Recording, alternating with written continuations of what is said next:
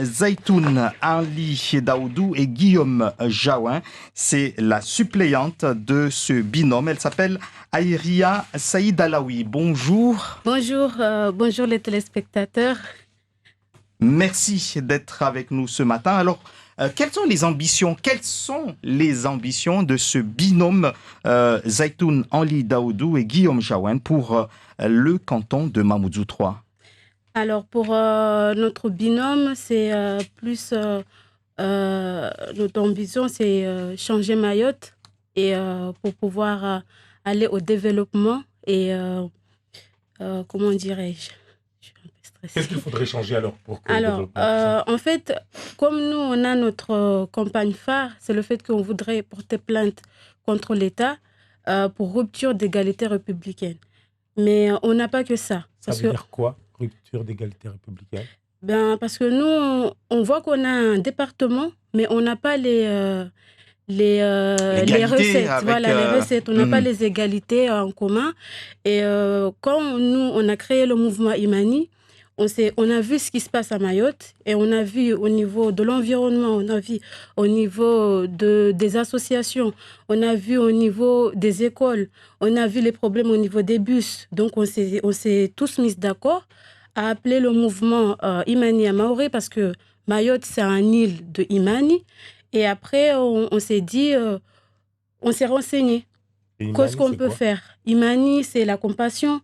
Imani, c'est Mayotte. Imani, c'est la compassion. Imani, c'est œuvrer pour, œuvrer pour la tranquillité des autres. Imani, c'est plus penser à la population qu'à soi-même.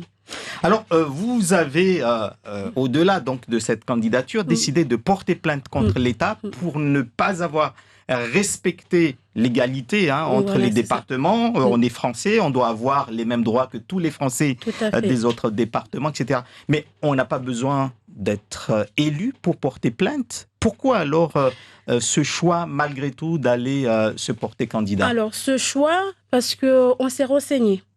On a vu, il y a un département à Seine-Saint-Denis, tout près de Paris. Eux, ils ont porté plainte. Donc, on s'est dit, nous, un citoyen lambda, on ne peut pas mobiliser Mayotte. Parce que si aujourd'hui, par exemple, on est élu par le canton Mamoudzou 3, on ne va pas demander à nos élus d'être d'accord ou pas pour la plainte, parce que nous savons très bien que les élus ont peur. Il y a certains d'entre eux, ils ont peur. La population aussi, peut-être, ils ont peur. Donc, on s'est dit pour cette... quoi, selon vous? Je ne sais pas. Des fois, on se dit... si on porte plainte, c'est comme si on déclarait la guerre, entre guillemets, à l'État français, ou c'est une colère qu'on va... Alors que non, c'est une plainte digne, c'est un droit. Et dans l'école de la République, on nous a appris qu'on peut porter plainte quand on voit qu'on n'a pas nos droits. Donc, je disais, pour le département de Seine-Saint-Denis, on s'est renseigné, on est allé vers le maire, il nous a expliqué comment il a fait, comment il a mobilisé la population. Donc, on s'est dit, nous, citoyens lambda, on ne peut pas faire ça. Il faut qu'on soit élu pour mobiliser toute la population de Mayotte. Et si toute la population de Mayotte ont fait le référendum et ils sont d'accord pour la plainte, eh bien, on y va avec la plainte. Parce qu'il nous a donné l'avocat, il nous a montré le chemin. Parce que c'est un chemin qu'on ne connaît pas. Mais comme lui, il nous a montré comment faire et il nous a renseigné sur l'avocat et sur toutes les démarches, voilà. Donc, selon vous, depuis, si on prend la départementalisation, depuis 2011, les élus de Mayotte qui se sont succédés depuis la départementalisation au conseil départemental n'ont pas réellement répondu aux attentes des Mahorais parce qu'ils se sont contentés, entre guillemets, des miettes qu'a donné l'État. C'était ça? C'est ça ce que vous dites? Pas vraiment. C'est pas vraiment ça. En fait, nous, on a remarqué que même si l'élu veut agir, mais il a des contraintes, il a des barrières. Même si un élu veut œuvrer pour Mayotte, c'est comme s'il y a quelque chose qui l'empêchait. Donc nous, on s'est mis d'accord, on a regardé, on s'est dit, ce qui empêche un petit peu sur cette évolution, c'est notre égalité républicaine. Donc on va le mettre d'accord. Et je tiens aussi à préciser qu'aujourd'hui, c'est vrai, c'est l'égalité républicaine, on veut porter plainte, mais il n'y a pas que ça. Parce que nous, on a nos enjeux, on sait que Mamoudzou 3, c'est les embouteillages. Donc il y a des projets qui sont là. Après, c'est au niveau de l'économie. On sait qu'il y a des entreprises, à cause de la crise Covid, ils ont... Comment expliquer? Ils ont des retards, ils ont des pertes.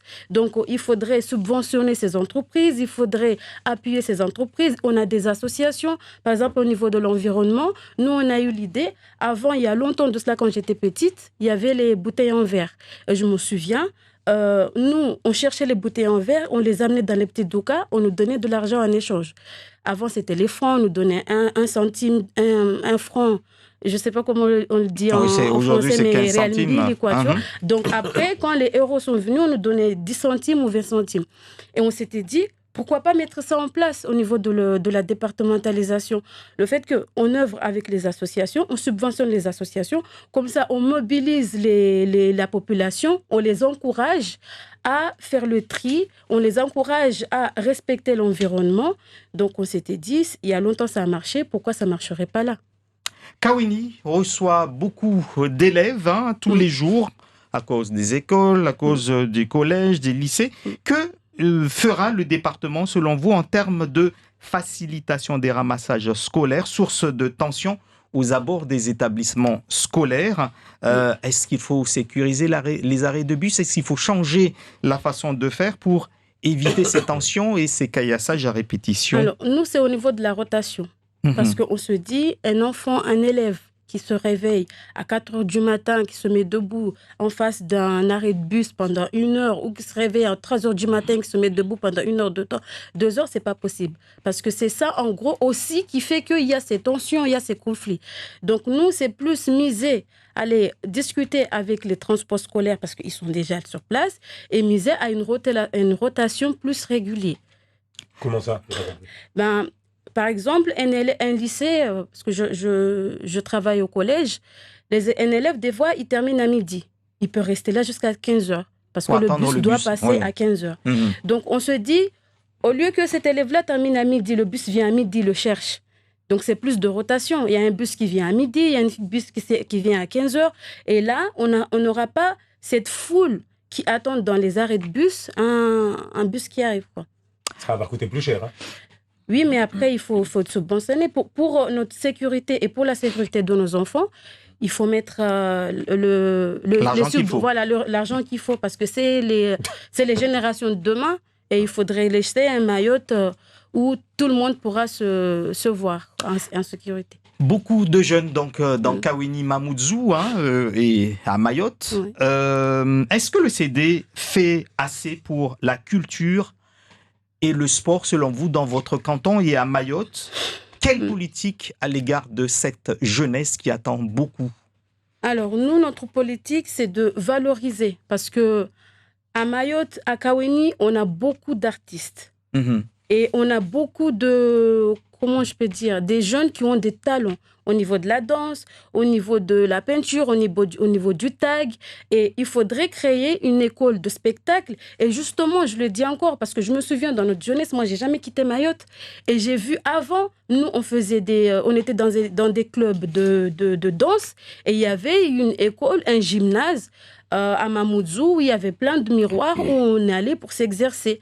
Donc, c'est des choses qui étaient avant et que maintenant, ça y est plus. Donc, pourquoi pas voir, ne serait-ce qu'aller au rond-point de Kawini, le grand rond-point, on voit des jeunes qui sont en train de danser, quand on voit les murs qui sont ils sont tagués et tout.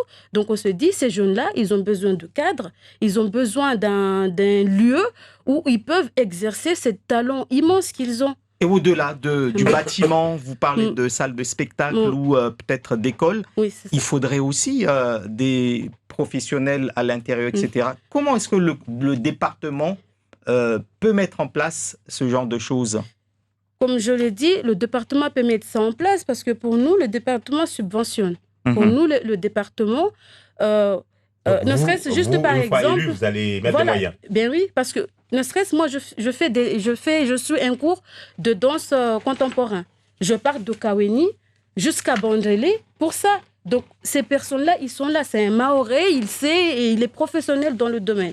Donc, nous, on se dit, c'est juste les bâtiments et les subventions qui manquent pour qu'on puisse, comment dirais-je, accentuer cette culture qu'on a à Mayotte. Merci à vous, Aïria Saïd Alaoui, d'avoir été l'invité de Zak